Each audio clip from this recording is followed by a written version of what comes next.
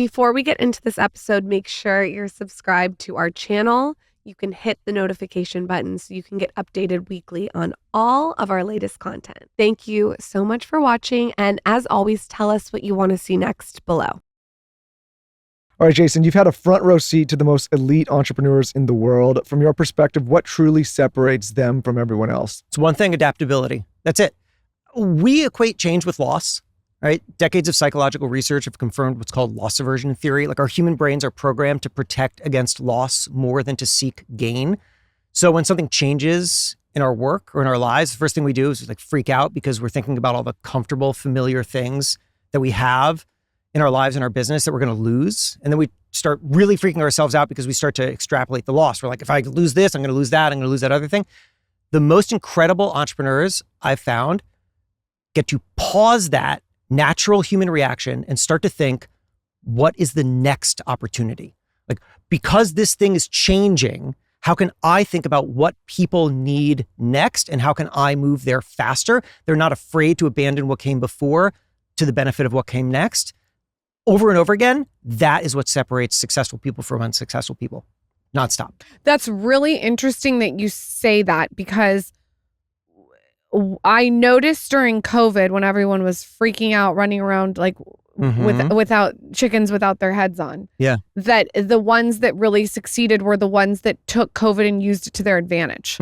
So like, we just had Rebecca on of Love Shack Fancy, and she saw it as an opportunity to, you know, maybe like lean into her e-com store and blew that up. And she got some commercial spaces and some leases that she couldn't get pre-COVID. So that makes a lot of sense, what you just said. You know what I always think of with COVID was the last conversation I had with an entrepreneur before everything shut down.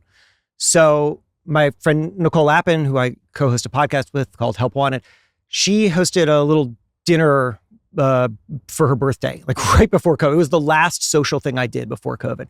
And I was sitting next to a friend of hers named Megan, and Megan ran a live events company. And we didn't know what was happening, right? We were still out and about, but things were starting to shut down. Like, the NBA had stopped playing.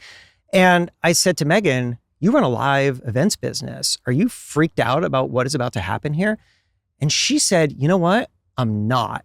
And that's because we spend so much of our energy, all of our energy at my company, producing these live events. And we have all of these other ideas for how to grow the business. And we're never able to actually implement any of them because we're absorbed with the live events.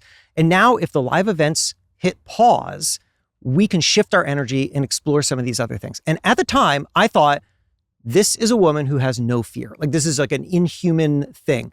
But the more I thought about it over the next year and a half of the world imploding, I realized, no, Megan is not a person with no fear. Megan is a person with the right kind of fear. I think there are two kinds of fear. There is fear of losing what you already had, which is what forces people to hold on to what came before. And then there is fear of not finding the next opportunity fast enough. And that is an optimistic fear, because that is rooted in there is something else, right? If everything is changing, if your industry is changing, that doesn't just mean that you're being impacted. That means that all of your customers are being impacted, and that all of your competitors are being impacted. And people need things.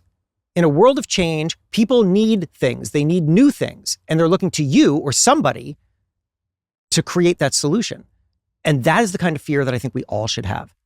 Yep. What do you define entrepreneurship as? Like, if you were to give a definition in your own words. I think that an entrepreneur is someone who makes things happen for themselves. And the reason I define it like that is because I don't think that you have to have built a business to be an entrepreneur. I know that may be controversial, but the reason is because I see people who work in a corporate environment who can draw lessons from entrepreneurs. Probably a lot of your listeners are not quote unquote entrepreneurs in the traditional sense. They're not building businesses, but they love the conversations about entrepreneurship because they can absorb that lesson and that mindset, that way of thinking, and then they can apply it to things that they build. To me, the difference between an entrepreneurial mindset and a non-entrepreneurial mindset is what I call vertical thinking, which is something that I realized, it's kind of random but funny story. So I became Entrepreneur's editor-in-chief in 2017. 2016, something, I don't know. I lost track. Wow, almost a decade now. Yeah, so almost a decade, which is Yeah. kind of crazy to think about. Yeah, and it's possibly it's certainly the longest job I've ever held, but it's also probably one of the longest holding of any seats in media these days, considering how much turnover there is. So when I entered Entrepreneur, I had been working with my wife for a couple of years on something totally different, a romantic comedy. We had this novel that came out, it was called Mr. Nice Guy. Totally different than Entrepreneur. Each week, two people sleep together and then critically review each other's performance in a magazine. That was the premise of Mr. Nice Guy. How was my performance last night? Performance pretty good. Good. Pretty good. A+. That's why we have 3 children. The negative answer would have been more interesting. If I was like, well, I really could. Yeah. Well, that was the premise of the show. I'm going to keep it on track here. What would happen if people were like giving real talk to something that nobody's ever super real about? Anyway, so this book comes out and I'm at Entrepreneur Magazine and I was getting 2 totally different reactions depending on how I knew somebody. So my writer friends, they would hear that I wrote this book with my wife. It came out in St. Martin's Press.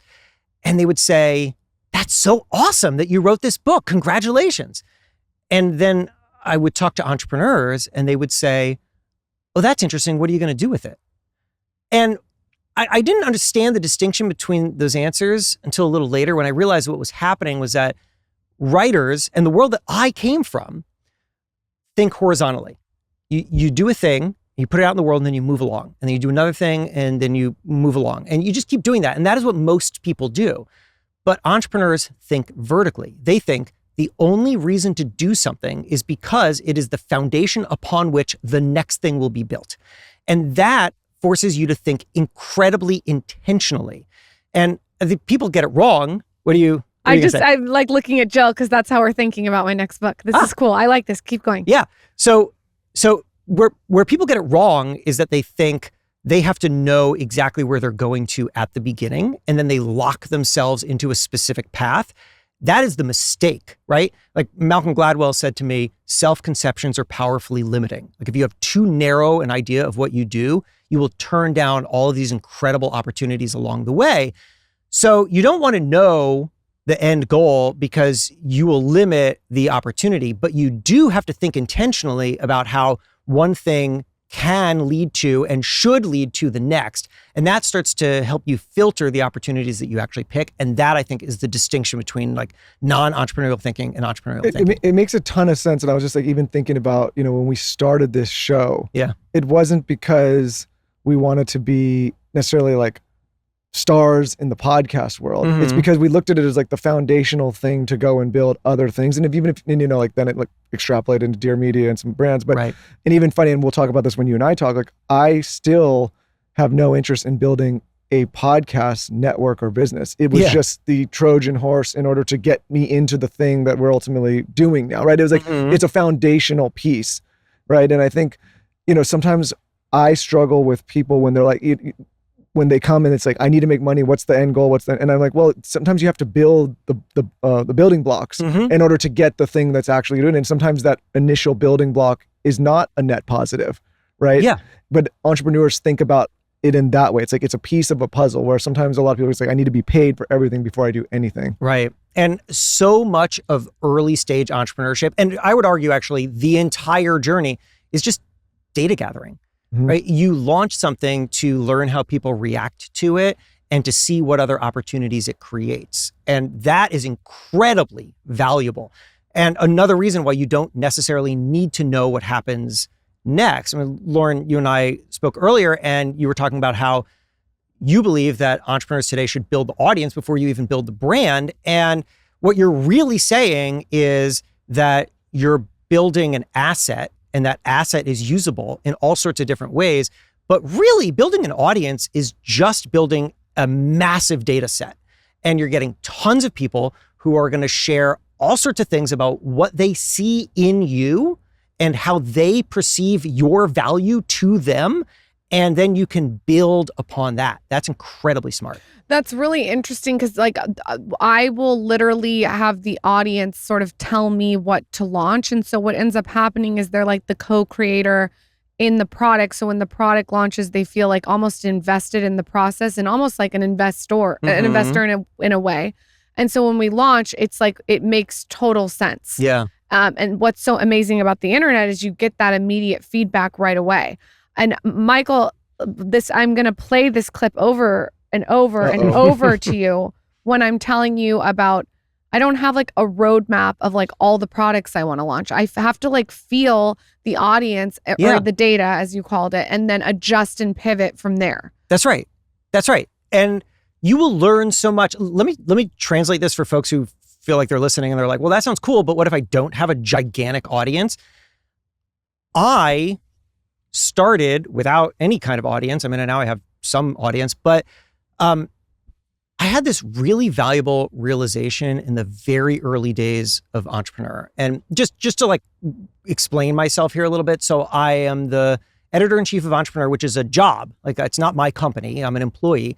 But after 10 years of running this and absorbing the way that entrepreneurs think, how can you not also then become an entrepreneur?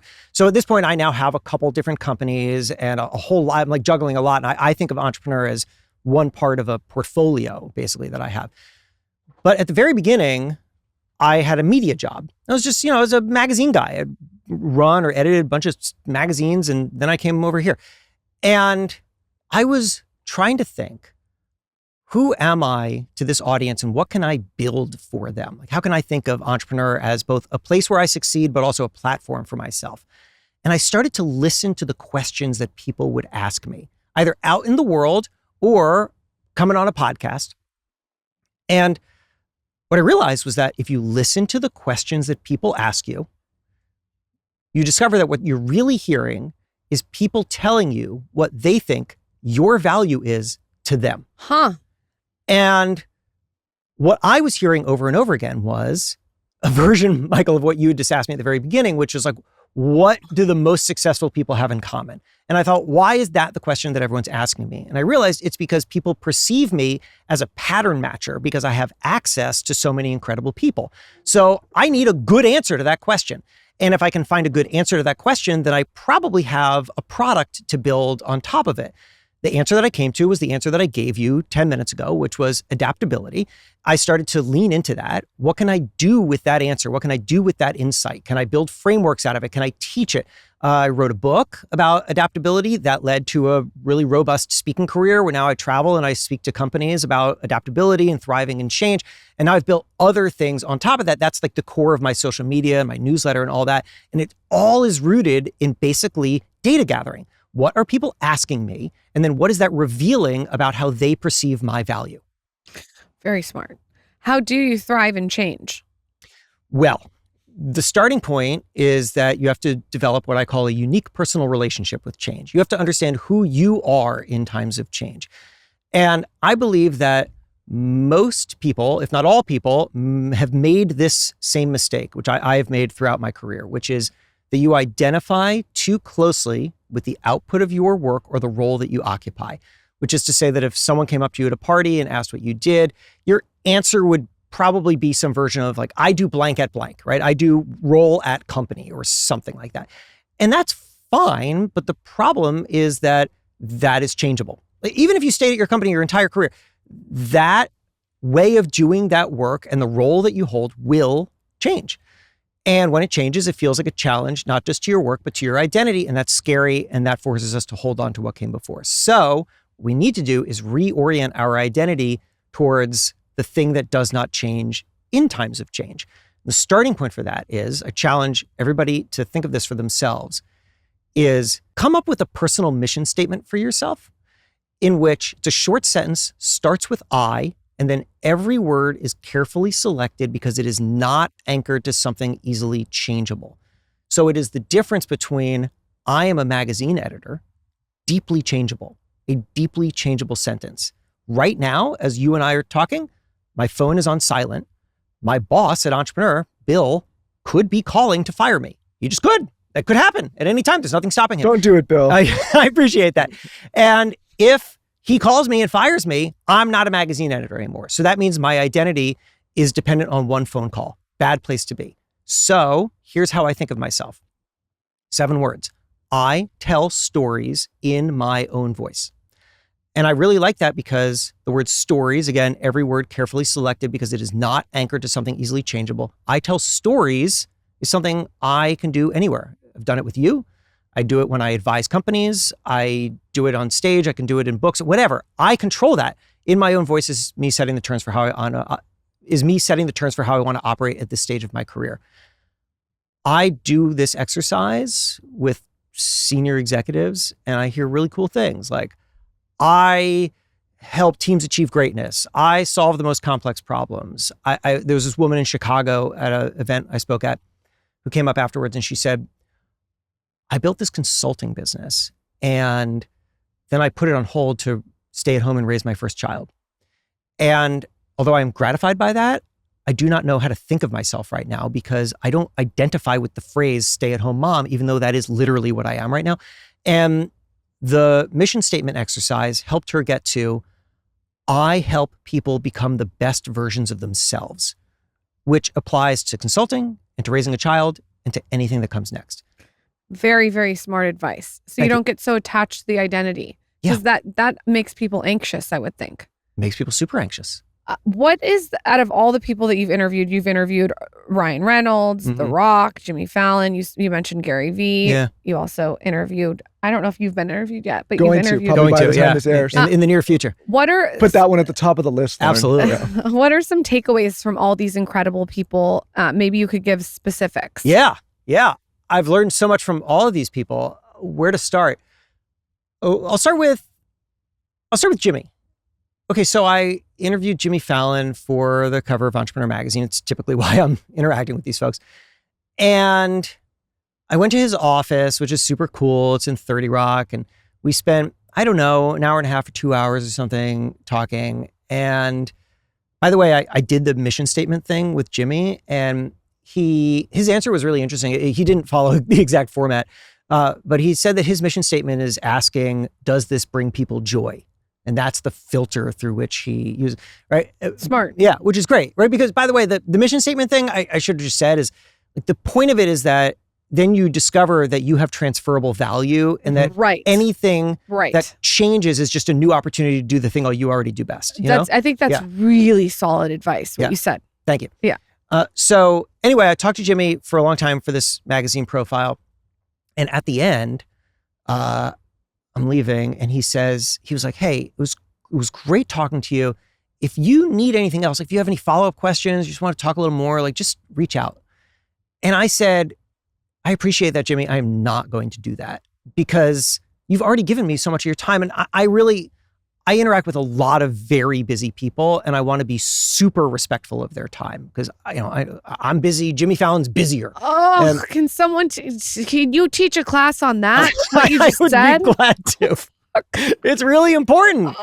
The number one thing that people want is for their time to be valued. No, I think what's just like a little quick tangent. I think what's frustrating is when you do give someone time and then they abuse it. Yes. Like, or waste it. No, meaning like I'll give you an example. Hey, I can do what you're asking of me. I can go get coffee. Sure, you can pick my brain from 3 to 4. And then at 4 o'clock, they're still talking to 4:15. And then it turns into 4:30. And then they also want to know can you call their friend and give them advice? Like it's like, it's almost like an ask, but like a sandwich with like another ask and another ask. So I appreciate if you give a mouse a cookie.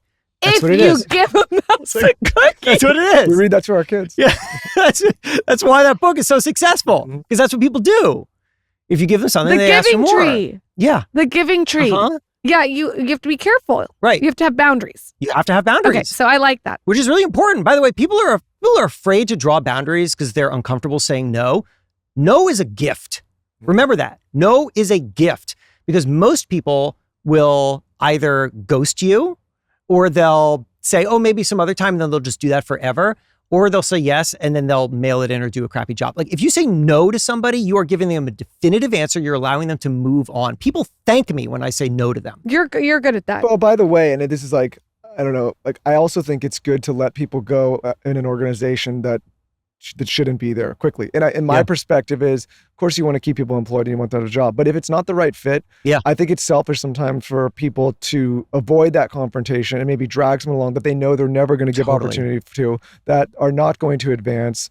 And you're wasting their time for them to go find the thing that is the right thing for them. You know what I'm talking about? Yes, 100%. You absolutely are wasting their time. That's why I never feel bad letting them go. Because if I know that, I look at it as like, I know I'm going to be saving you time and creating maybe a better opportunity for you in the future. Is this how you broke up with girls? Yes. I'm so glad you said that. See you break. I could actually see you breaking up with a girl like this. Well, I didn't break up with but I look at this. You just ghosted them. I look at it as that's a good topic too for dating. Yeah. It is selfish to string someone along that you have no intention of being serious with. I'm still stringing people along, and I've been married for 10 years. No, we all know people that do that. I was just gonna reveal myself as someone who did that. Like, that is what I was thinking. I mean, we'll, I guess, eventually get back to Jimmy Fallon, but like, I started dating a girl sophomore year of college, and then we stayed together for 9 years.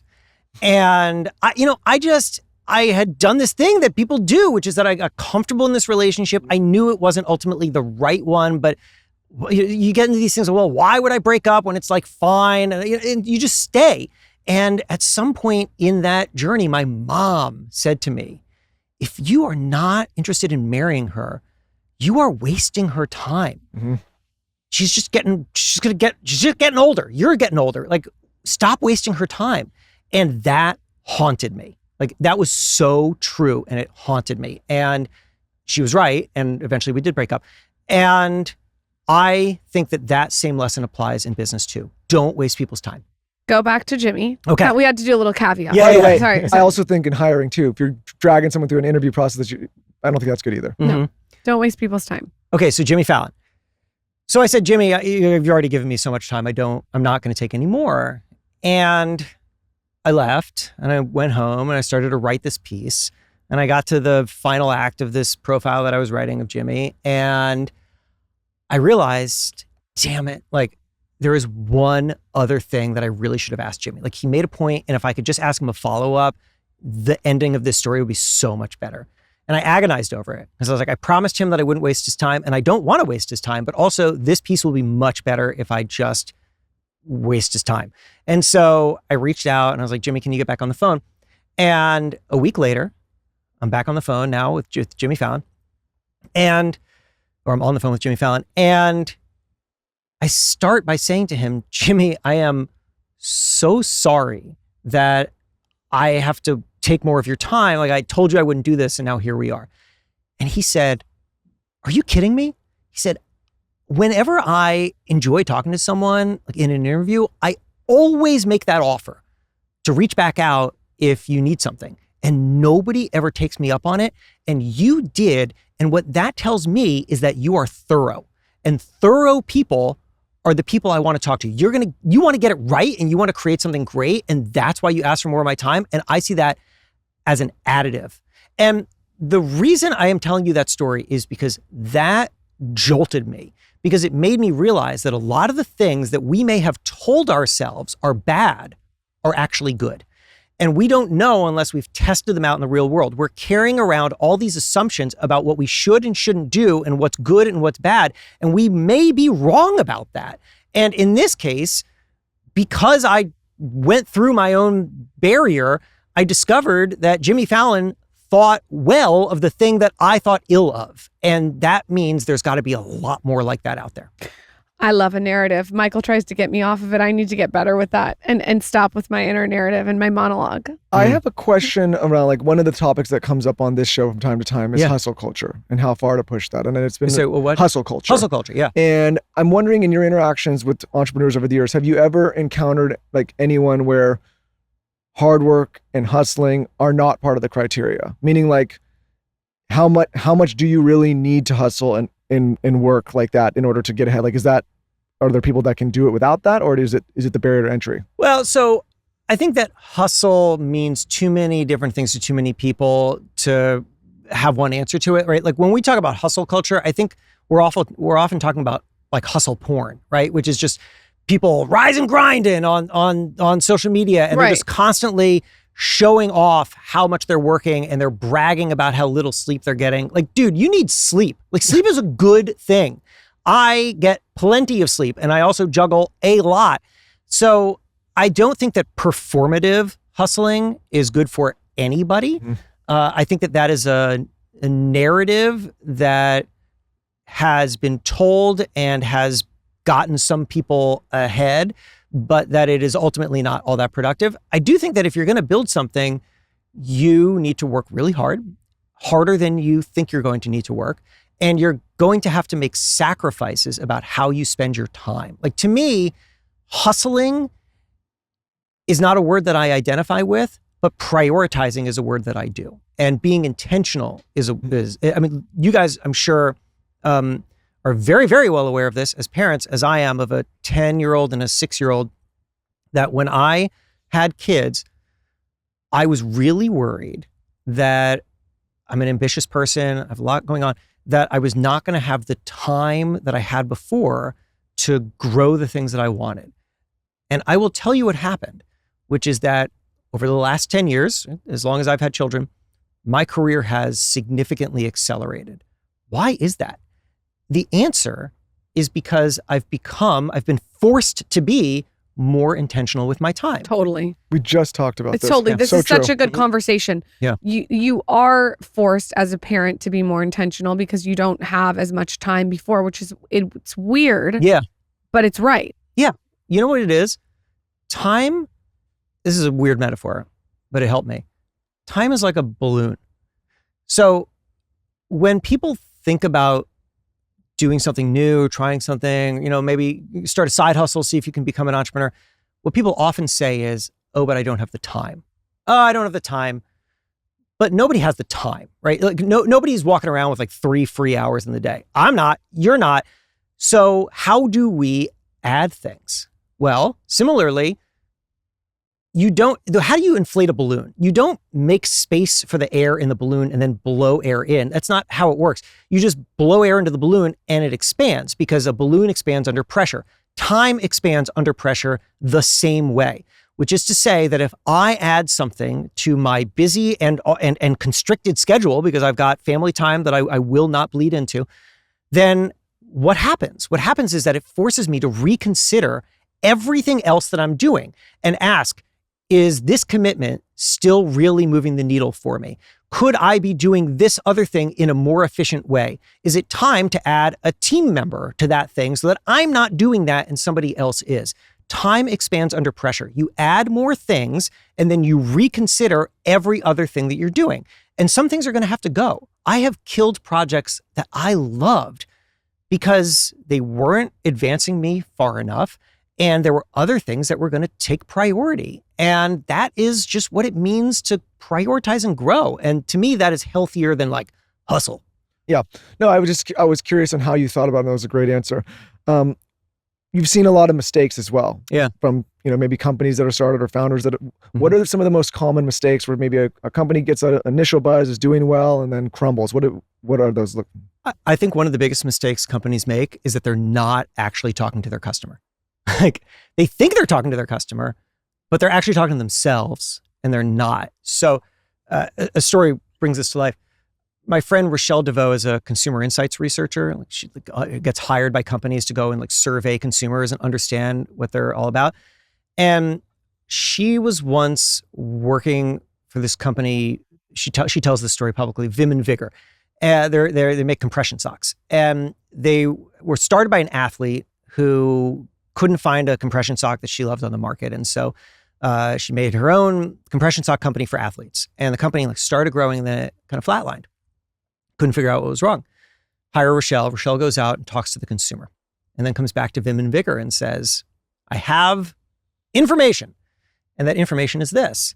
You have made a company for athletes and you're marketing to athletes, but your best customers are not athletes. They're not. They're like nurses and teachers and people who have to work on their feet all day. So you are succeeding despite yourself because you're talking to the wrong people. And so Vim and Vigor changed. Like, if you go to their website now, the first thing you'll see is a photo of feet in dirt with holding a rake, very far away from athletes, because they weren't in touch enough with, at that stage of their company, their consumer. And I see that over and over and over again, where I'll talk to a founder, maybe somebody I advise, and they're not clear why the company is stalled, or they're not clear about how to make a certain decision. And I'll start asking them questions about what their customer responds to, or what their customer values, or what problem exactly are you solving for your customer? And they can't articulate it because they're not talking to the customer. So you need to do that over and over and over again. And I see way too many companies think the CEO is like, well, I know, I built this company. I know what it's for. No, you don't. You don't unless you're talking. What do you think is a good exercise for someone who wants to launch a business now? Like is you have like a vision board? Like what do you start with? You start by talking to people about their problems. Like the major mistake someone makes at the very, very, very beginning is that they have an idea for something and then they have to go around convincing people that it's useful. So you have to flip that. You have to instead talk to people about their problems and then find a problem to solve and then build it with them. So there's nothing more magical, truly, than finding a problem, finding even a small set of people, and then saying, I will build this for you, but I'm also going to build it with you. So you're now my customer advisory board, and I'm going to build this and I want to bring it to you and I want feedback so that I can make it even better. And if you create that feedback loop based on a problem that you solve for people, right? I mean, you guys had Donald Miller on the show a while ago. I love Donald. Great guy. Great guy. His whole thing is about communicating the problem that you solve. That's the core of marketing and messaging in a business. Like you have to be able to articulate to people, what problem do you solve? As Donald said, everyone wants one of two things, to survive or to thrive, or both. And so you have to communicate that. But at the very, very, very beginning of conceptualizing a business, you still have to do that. Like you still have to find the problem that people already want to be solved, and then you solve it. And then you're already valuable. You cannot go around trying to convince people of something that they don't understand. That is a wasted effort. I also think that if someone asks you what your business is or what you do, and it takes you 10 minutes to explain, we got to go back to the drawing board. I always tell, like, if I'm mentoring someone, it's like, how do you explain your business to an Uber driver in 3 seconds? Yeah. Because it should be that tightened up with a bow on it. I'll give you a formula for it. If you want to sell anything to anybody, then you have to be able to fill out the following Mad Libs style sentence from their point of view. Good idea. I love Mad Libs. What Here is it is. This I picked this up from my friend Rochelle. So shout out to her. When context, I want solution so that benefit. Let me break it down. So when context, when there's a problem, I want solution. I want something that solves that problem so that benefit, so that I get what I actually wanted in the first place. So if the three of us started a company selling Zit cream to teenagers, then the way in which we would articulate from our consumer's point of view, that sentence could be, when I have a big pimple on my forehead, I want something to get rid of that pimple as fast as possible so that I can get to school more confidently. Now, the reason to go through this exercise is because most people stop on solution. They talk about the solution, the thing that they've built, the thing that they spend all their time thinking about how to create and market and all that stuff. We're solutions-oriented people. But the problem is, nobody cares about solutions. Nobody. They do not care about your solution. What they care about is benefit. They care what they can get from it. And so if you can articulate that in their language, from their point of view, they trust you. So if you're trying to sell to teenagers, don't start talking about the chemicals in your Zip cream. They will not listen to you. But if you start by talking about getting them to school more confidently, now they think you understand them and they're on board with how you're going to do that. Really interesting. Yeah, it's like it's just listing all the features and functions. You lose people Oh my because God. they You know want to what? know why. He would be a good speaker to your company. Like, I feel like, and I think you do that. Yeah. He would be a good speaker to come in and Well, talk well, to your media. And Like, I think Confidential. sometimes Thanks. like it's interesting. Like, you know, we have a nice audience. I mean, it's a wide audience at this point. We're doing it a long time. And whenever we're having conversations around entrepreneurship, I'm always hesitant to like how to title them because I think sometimes see entrepreneurship and they kind of say like, well, that's not like, that's not for me. There's some segments like that's not for me. I'm not an entrepreneur. Right. But there's so many messages in this topic that are universally applicable to anyone in any stage of life or with any kind of thought process or function that like, you get what I'm saying? Like, it's like, it's not just this narrow box of like, you're an entrepreneur or not. There's a lot of lessons in here for life in general.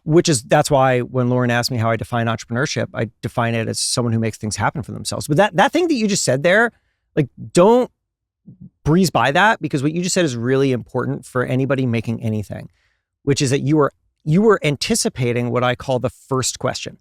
The first question anybody will ask about anything that they ever encounter, whether it's something you made or elsewhere, is this for me or is this not for me? Mm-hmm. And you have to anticipate that they're going to ask that question, and then you have to answer it before they ask it. That's the only way to connect with people. So like, just think about it for yourself. You go on to Netflix, everything that you're seeing, you're just like, is this for me? Is this not for me? Is this for me? You're walking down Whole Foods. Is that for me? Is that not for me? Like, we're asking that all the time, but we're not often proactively answering it. It's interesting that you say that, because if you look at Netflix and you look at Instagram, there's a For You page. Yes. That feels like very strategic that they called it that. Yes, absolutely. They're signaling for you. Uh-huh. Yeah, that's no accident that it's called For You. Yeah. Even they have that on Netflix too. I noticed that. I love like looking at the little hidden messages like that. And thinking about how that is the product of a market. Like I love seeing that kind of stuff out in the world, because the reason that that's on Instagram and the reason that that's on Netflix is because that was A/B tested to death. And that was the language that worked. And that tells you a lot about what works in other mediums. You know what you should title this episode? I swear.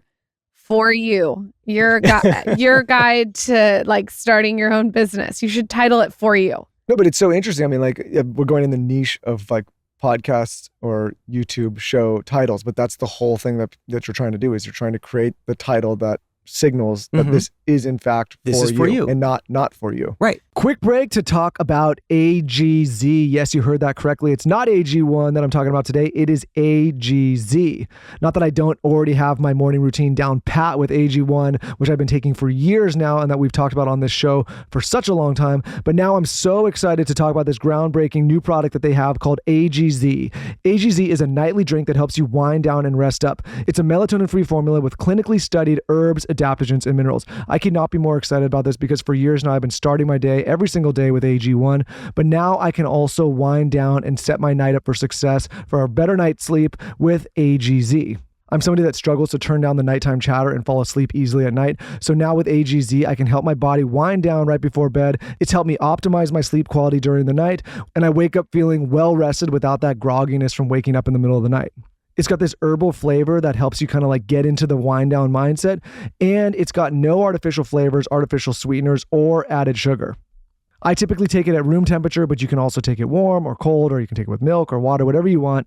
And AGZ is one of the few sleep supplements that contains both magneesium, magnesium, L-threonate, and saffron, 2 high-quality ingredients at amounts supported by research that together support the body's need to calm and ease into natural sleep.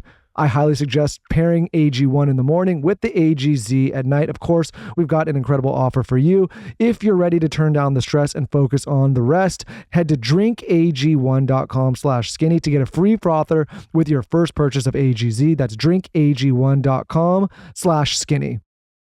Everyone is spending so much money on skincare and hair care, but I feel like there is something we're not talking about. And that is the water that you're showering in, the water that you're washing your hair with, the water that you're washing your skin with. And I recently, probably about a year and a half ago, upgraded my shower heads. And I got filter shower heads. And these are the best in class for removing chlorine and heavy metals out of the water. This is really good for reducing hair frizziness or maintaining your color retention. I know I'm someone that doesn't want to sit in the salon for hours and then wash my hair and have the shower water affect the dye job. The main reason that I wanted to change my shower heads is I wanted to also protect the hair surface layer. So all of these things I wanted to just deal with. So like I said, I switched. Jolie's filtered shower head is amazing. It's best in class. It removes chlorine and heavy metals. Jolie is a beauty wellness company that purifies the water we shower in for better skin, hair, and overall well-being. It also has a beautiful, sleek design, so it's really like the perfect combination of form and function. Jolie will give you your best skin and hair guaranteed. Head to jolieskinco.com/skinny to try it out for yourself with free shipping. And if you don't like it, you can return your Jolie for a full refund within 60 days. No questions asked. I am all about having access to those biomarkers, okay? And there's this brand. It's called Function. And why Michael and I chose Function is it's because it's the only health platform that gives us data most people will never get. So essentially, you get access to test over 100 plus biomarkers, from hormones to toxins to markers of heart health to inflammation and stress. And this is so crazy. For an additional fee, you can also get access to MRI and chest CT scans, all tracked in one secure place over time. So it's a really good way to have a full 360 view of your health to find out what's happening in your body. The top health leaders are obsessed with Function. Dr. Mark Hyman and Dr. Andrew Huberman, who have both been on this show, are behind Function Health. So it's a really great concept. I personally think it's so cool to be able to see your vitamin D levels, your zinc. You can even get your white blood cell count, which measures the body's ability to fight infections. They even tell you what your cortisol is. Most routine physicals skip these, so you're left guessing. And Function solves that. Learn more and use joining our link. Function is a near 360 view to see what's happening in your body. And our first 1,000 listeners get a $100 credit towards their membership. Visit www.functionhealth.com/skinny or use gift code skinny100 at sign up to own your health. Quick break to talk about Branch Basics. Branch Basic, one of my all-time favorite cleaning brands, is now available at over 600 Target stores nationwide and Target.com. And here's the thing, Branch Basics is all about redefining what clean really means, and their exclusive bottles at Target are fresh, new, and come pre-filled and ready to use. We're talking about their multi-purpose cleaning that's made with plant and mineral-based ingredients, no harsh preservatives, no endocrine disruptors, and definitely no fragrance. Lauren and I learned about Branch Basics years ago now on this show, where we interviewed their founder, Allison. We were blown away learning all about the harmful chemical, toxic, hormone-disrupting ingredients found in typical cleaning supplies. And ever since we figured out that Branch Basics makes a better-for-you cleaning alternative that does just the same thing, if not more effectively, we have not looked back. We made the switch, and we feel good about it. Why would you want to have harmful cleaning chemical supplies in the house that can wreak havoc on your system, your loved ones, your kids, your pets, especially if there's a product out there that's a better alternative with healthier ingredients that does the same job.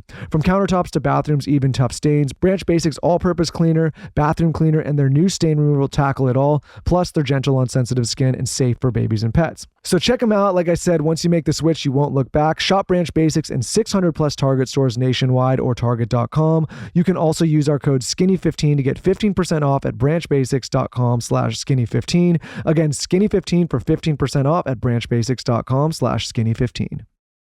What entrepreneur advice did The Rock give you? Because he's built quite the impressive octopus of a situation. Oh my God, a very impressive octopus of a situation. It's funny because the memorable that was a weird metaphor, but I'm going to roll with it. Yeah, his metaphor to me was when I asked him about the mission statement thing. As you can see, I kind of love doing that with people. He said, "I am a 10-lane highway moving through the world," which is a very intense thing to think.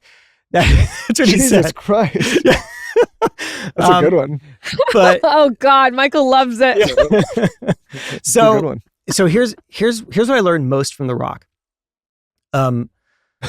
So first of all, super nice guy. Have you talked to him? Like, no. No, incredible. I'd really like to have him on the podcast if he wants to come on. Yeah, open invite. Anytime, Dwayne. Super nice guy. Really smart, really thoughtful, really listens.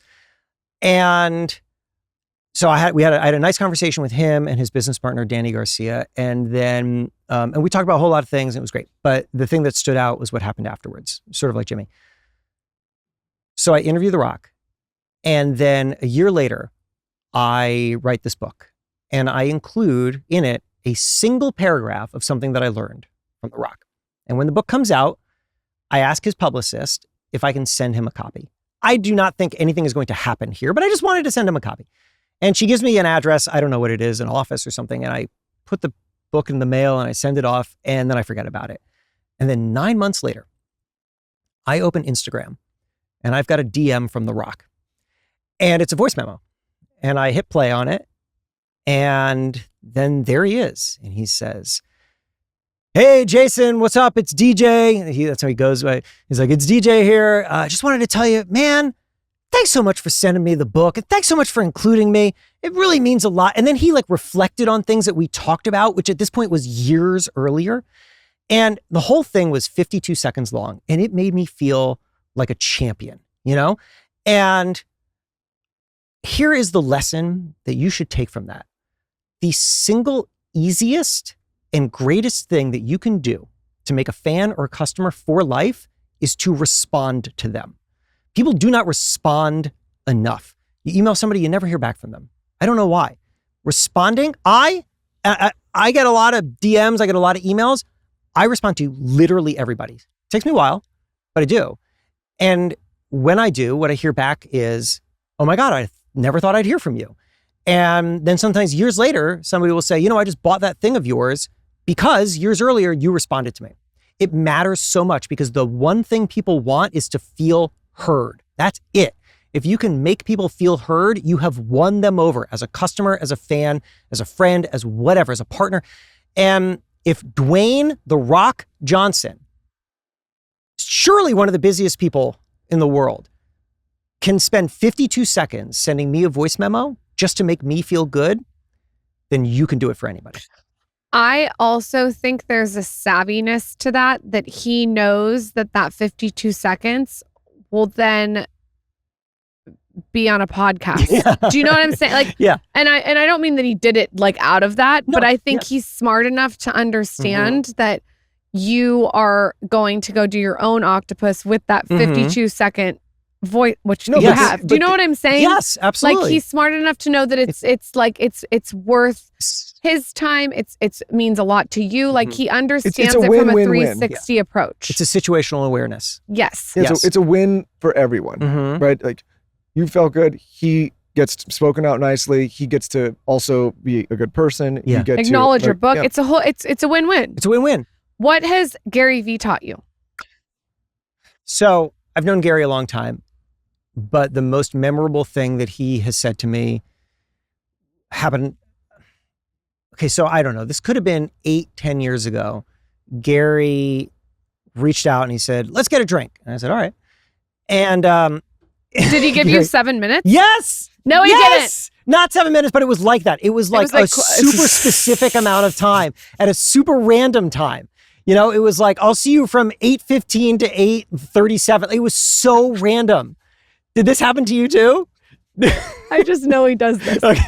I just know he does this. Go ahead. So we have had that happen to us. Not with him. No, he's no, we have. We went on a show early days, and okay. It was a very specific amount of time. I just know how he is with his time. So go ahead. Yeah. So I asked him, I said, "Gary, how do you generate ideas and know what's going to connect with audiences?" Because that's something I do as well, and I'm always interested in how people do it. And he's like, "I have a system, and the system is functionally a system of graduating ideas through the ecosystem." So, back then it was Twitter, not X. So he's like, the first starting point is Twitter. He's like, as soon as an idea pops into my head, I just tweet it. And that is basically a market test for ideas. Which ones get reactions and which ones don't. And the ones that get reactions, he might expand upon, might have it turn into a longer, post on LinkedIn or Instagram or something like that. And then the ones that generate a lot of attention, maybe he'll go on a rant on a podcast somewhere. And he's just kind of constantly graduating his ideas through his ecosystem.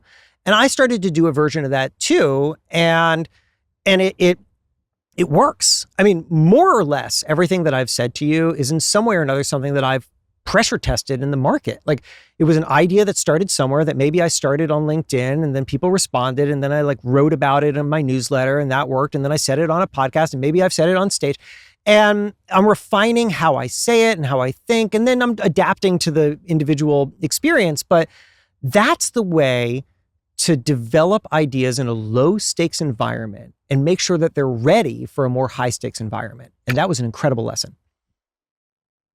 Was it literally 7 minutes that he gave you? Or No, it was more than that. Okay, it was a little longer. Yeah. Okay. He let No, you but it's he let like you have a drink. it's now not some flimsy idea that, you know, someone pushes back on just a little bit and the whole thing falls apart. You're like you said, it's been pressurized Totally by getting this kind of feedback and all that kind of refinement. He's got the data, like you said earlier. He's gathered it, and so he can know what's going to hit.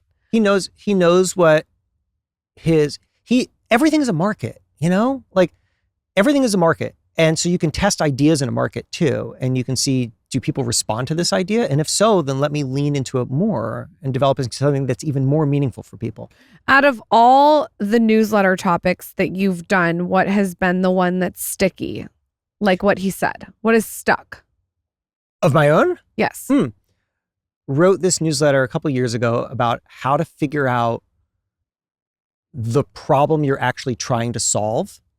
And it was like the number one thing that people keep coming back and referencing it to me. So I'll tell you the story and then the framework that came out of it.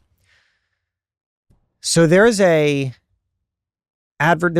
young advertising guy who booked a call with me. I do these like one-on-one consulting. And he said, he's like, I work at this agency and I cannot get my ideas through. Like I just can't get them through meetings, but they're good ideas. And so the thing I want to ask you is, should I just execute my ideas without telling anyone? Because then they'll see how good it is. And I said, no, like don't do that. But instead, what you need to do is you need to figure out what the actual problem is. So we see the result of a problem, which in his case is that he's not getting his ideas through, but he doesn't actually know what kind of problem he has. So here's what you do. Whenever you are facing a problem and you aren't sure how to diagnose it, try to come up with a whole bunch of hypotheses for what kind of problem you have and give each of them a single word name. So for example, this guy could have all sorts of problems. He could have a articulation problem. He has good ideas, but he doesn't know how to share them. He could have a teamwork problem where actually the way to get ideas through at his organization is to partner up with other people and he's going solo. He could have a hierarchy problem where at the company that he is, people just don't listen to the junior people. And so you're going to have to work with the senior people. He could have a visualization problem where his ideas are too complicated to verbally communicate and he needs to start coming up with better visualizations. The reason to do this is because then once you have identified every kind of problem, you can start to experiment with solutions for those problem sets, right? Like when it's just like, people aren't listening to me. You don't even know how to begin to solve that problem. But if it is a visualization problem, well, what would be a solution to that? Try making some visuals, see what happens. Is this a hierarchy problem? Start trying to partner up with some more senior people, see if that moves the needle. You can start running down the list and seeing which of these is actually my problem. Because once you figure out what your actual problem is, you can solve it. I think the vast majority of people, when they're trying to solve a problem in business or just generally speaking, are coming at it too broadly. They're looking at it as a giant soup, and they're not breaking down what the actual problem is. And the only way to do that is to run through like a whole set of hypotheses. Yeah. So the next time that you or I have a problem, we're going to just make a list together on a poster board. So what and is we're gonna my run actual through. problem? The list is going to fill up. No, we do this a lot in the sales organization. Like if someone says, it's like we're not closing sales, or like I didn't close a deal. It's like, well, we diagnose why. Like, is the messaging wrong? Is the pitch wrong? Did you reach the wrong person? Is the product not good? Is all these things? Yeah. And it's funny in the world that we live in, and like just call it in podcasts in general.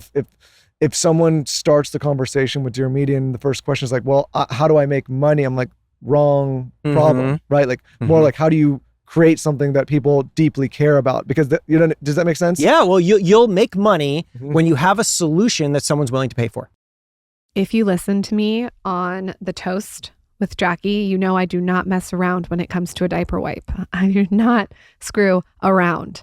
I use Coterie diapers and wipes for all 3 of my kids. Obviously, I have 2 kids out of diapers, but I did use Coterie for both of them. And now I have a new baby and he is wearing his Coterie and he's also using his Coterie wipes and they're amazing. I have these wipes in all my handbags. I have them in drawers. I have them in cars. I have them everywhere you could possibly think of because they're literally life-changing. The baby's skin is so delicate. Their microbiome, their skin barrier, it's all still developing. So I wanted a wipe that was really minimalistic, a gentle, less is more philosophy, especially because I'm using these wipes all day long. Like, you know, as a mom, you're always using them. While you're on their site, also check out their first wash. It's a tear-free hair and body wash that leaves everything super silky, very buttery. And then they have a soft cream, which lightly but really effectively moisturizes both face and body.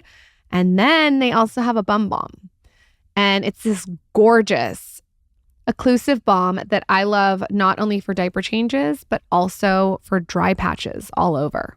Takes the guesswork out of everything. This is so nice as a mom. Hypoallergenic, dermatologist tested, made without fragrances or parabens, cruelty-free, vegan, microbiome friendly, and pH balanced. Head to Coterie.com and use code SKINNY20 at checkout. You get 20% off your first order at Coterie.com. 2 products that I love and use every day, and they both have propolis in them. Okay, bear with me, I'm telling you. Bees use propolis to defend their hive, and Beekeepers Naturals uses it to defend your health. The ones that I use are the throat spray, and this is instant defense. It protects your immune system. I use the kids' ones too. My kids love it. They ask me for it. Basically, my whole medicine cabinet is Beekeepers. I also use their elderberry syrup, but on a day-to-day, that throat spray is such an amazing find. It's like instant defense.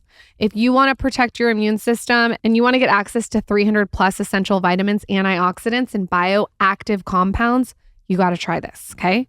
And the other thing I use, I call Nature's Liquid Adderall, and it's their brain health liposomal. I am obsessed with this for focus, memory, and mood. There's no dyes, no chemicals, no toxins, with a huge emphasis on propolis.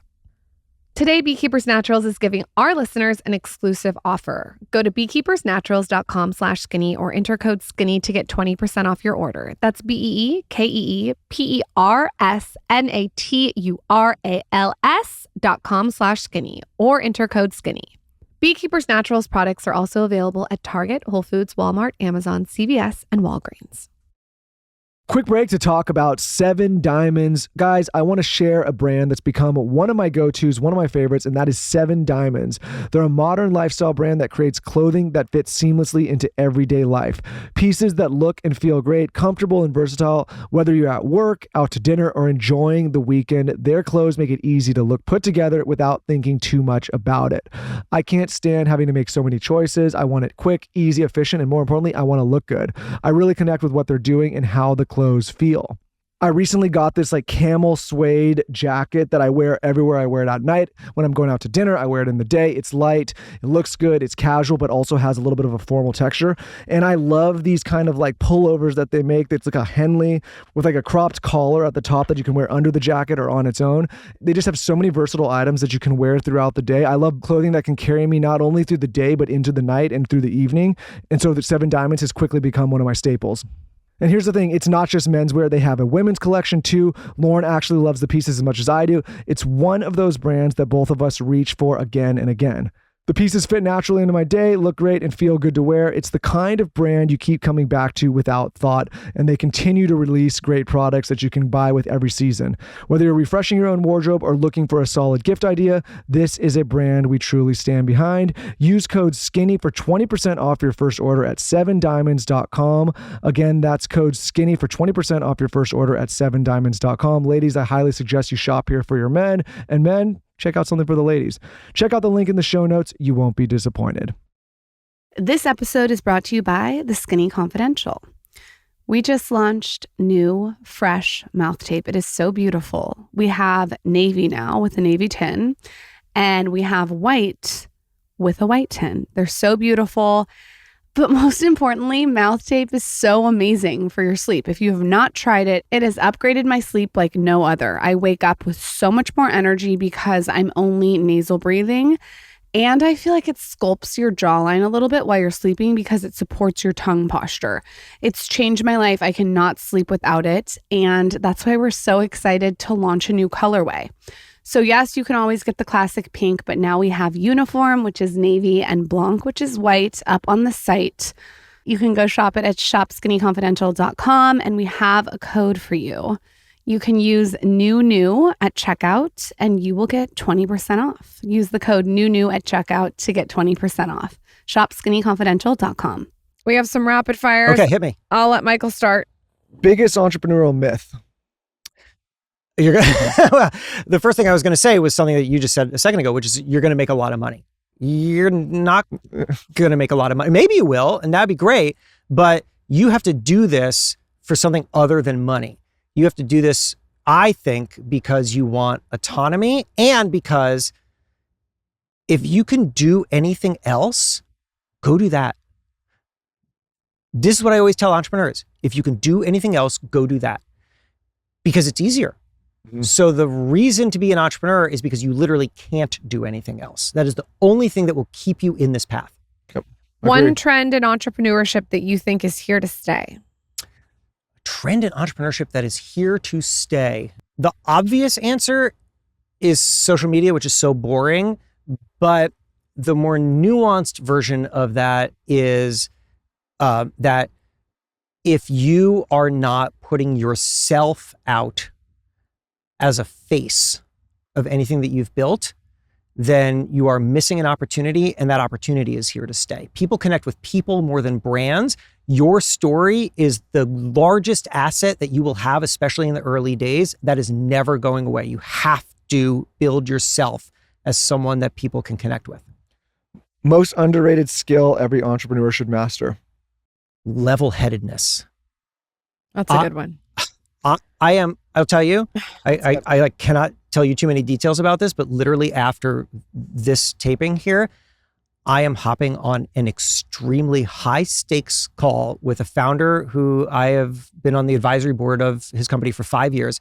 He has a massive investor who is so close to a deal. And the investor kind of changed the terms on the deal with him last minute. And he called me up a couple of days ago and he was freaking out. This is so disgusting, and they're trying to take advantage. And I was like, dude, if you get any hotter, you're going to blow this, and you're going to lose the whole company. So I'm just a non-emotional person. I was like, I'm going to join this call, and you're going to introduce me, and I'm going to be a part of this conversation with this investor, and we're going to save this deal. Like, he is too hot, and that hotness is going to make him lose things. You have to treat everything as if it is just one part of a much longer story. Everything that happens today, tomorrow, is just one random bump along a far longer continuum. And you cannot think of what happens today as that important. It's not. It feels important. It is important, whatever. It's not that important in the grand scheme of things. When Netflix tried to sell itself to Blockbuster for $50 million, which is a thing that happened, right? People forget that. Yeah. Reed Hastings and Mark Randolph walked into Blockbuster and tried to sell that little startup, Netflix, to Blockbuster for $50 million. And Blockbuster laughed them out of the room. And those guys could have thought, Netflix founders could have thought, well, gave it a good shot. Like, that was the end. We failed. But instead, they built a multi-billion-dollar business, transformed an industry, and now you look back on that moment and you say, well, that was funny. Like, that's the only way to think about this stuff. I don't think those Blockbuster executives No, they didn't think it was funny. Remember when you had to go rent the Netflix from the kiosk? Yeah, but we're old enough I remember going into the Blockbusters and getting the VHS. Nothing better. That was a great experience. You'd get some candy when you Yeah. were in line, grab a couple. My dad Skittles? devastated me because I got to Maybe watch a Diet Star Coke? Wars, the original Star Wars. Oh my God, he talks about this every day. VHS. It's like And I was like, so Dad, much we trauma. need to go see. I was like, there's 3 of them? Yeah. He's like, yeah. And I was like, okay. So he took me to Blockbuster and they were missing The Empire Strikes Back. And he's like, cool, we'll just grab Return of the Jedi. No. So I went from Star Wars to Return of the Jedi as a kid. And I was so lost and confused. And I feel like that's a devastating moment. To be honest, too, that has set off a chain of events for your entire life because now if anything's out of order, like he can't take it. And I'm realizing it's all from your childhood Star Wars trauma. My daughter tried to watch like Harry Potter 4 the other day, but she hadn't seen 3. And I was like, you're not doing that. I was like, don't even fucking try it. He's like, yeah, right. Yeah. I support this. No, and then what is the other one? It was like, I don't know, but yeah, I will not allow it. I'm like, listen, I'm saving you from what the neuroses that exist now. Jason, where can everyone find you? Subscribe to your newsletter, listen to your podcast. Yeah. View me on the cover of Entrepreneurial magazine. I know. I'm excited to see it. So, all right. At the risk of, so there's this thing called the tyranny of choice, right? Which is that if you give people too many options, they'll choose none of them. And I'm going to violate that right now by giving you 3 things, but hopefully at least one is relevant. So number 1, you mentioned my newsletter. I appreciate that. It's called One Thing Better. Each week, one way to be more successful and satisfied and build a career or company that you love. And you can find that at onethingbetter.email. Love it. That's a web address, plug it into your browser, onethingbetter.email. It comes every week. And by the way, I said about replying with Dwayne The Rock Johnson. If somebody replies to that newsletter, if you heard something on this show that you liked or didn't like, reply to the newsletter. It goes to my inbox. I swear to God, I will reply to you. That's cool. Number 2 is if you're building a consumer packaged goods brand. So, snacks, beverage, cosmetics. You're in the CPG world.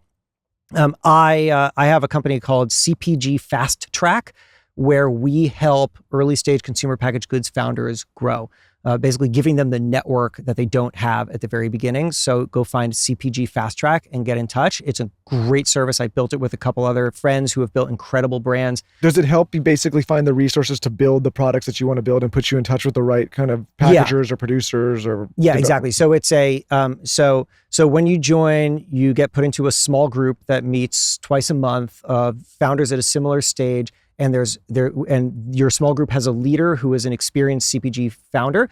So I'm working with my friend Lisa, who's the co-founder of Little Spoon children's brand, Marcus, who was on the founding team of Four Sigmatic, Dave from O2 Hydration, some other folks, like incredible. So you have the small group, and then we just bring in just amazing operators, the head of marketing from Liquid Death, the head of partnerships from Olipop, founders, and help people just give these really interactive sessions. It's like, we had Donald Miller actually, and he started creating on the spot.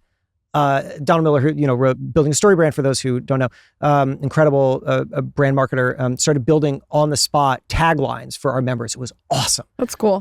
So anyway, and then there's a bunch of other stuff, but that's what CPG Fast Track is.